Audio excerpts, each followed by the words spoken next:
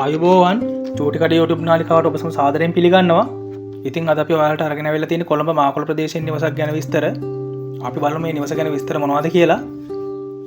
මේ නිවස ඉදි කරලා තියෙන පර්චස් 8.4 ඉඩමක තනි තට්ටුවේ නිවසක් දැක් ගන්නට තියෙන්නේ.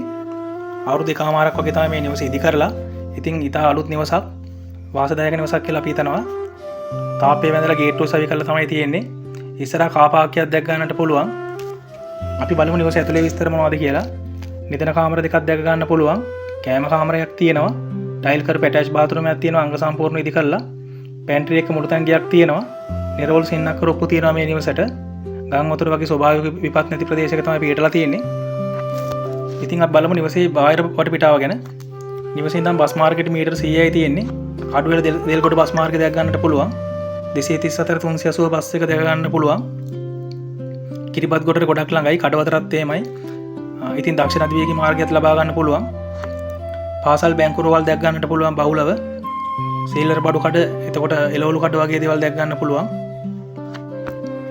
ඉතින් යාළුවනේ මේ නිවසට අයිතිකරු කියන්නේ ලක්ෂ 110ක් වගේ මුදලක්. ඉතින් ඒක ගොඩාක් වාසදායක මුදලක් කියලා හිතනවා.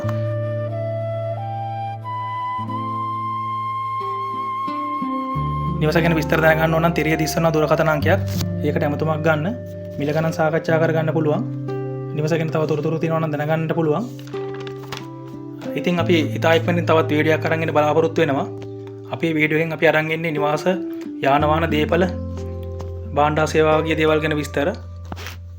අපේ channel එක subscribe කරන්න, bell icon එක click කරන්න, like කරලා comment කරලා share කරන්න. එහෙනම් හැමෝටම සුබම සුබ දවසක් වේවා. ජයග්‍රාහී කාලයක් වේවා කියලා ප්‍රාර්ථනා කරනවා.